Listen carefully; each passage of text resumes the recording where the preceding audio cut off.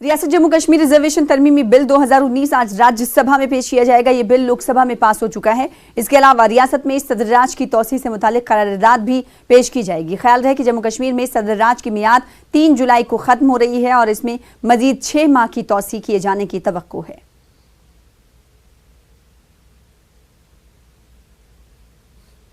आज डॉक्टरों का कौमी दिन है। इस मौके पर आज मुल्क के मुख्तलिफ मकामात पर डॉक्टर्स कई प्रोग्राम का इनेकाद करेंगे। आपको बता दें कि इंडियन मेडिकल एसोसिएशन की जानिब से इस मौके पर बेदारी प्रोग्राम किया जाएगा।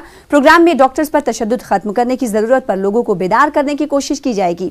हाल ही में डॉक्टर के जरिए मुल्क की सतह पर हड़ताल की वजह से तिब्बी सहूलियात मुतासिर हुई थी। डॉक्टर्स ने मगरबी बंगाल के डॉक्टरों पर हमले के बाद उनसे इजहार यकजहती करते हुए हड़ताल की थी।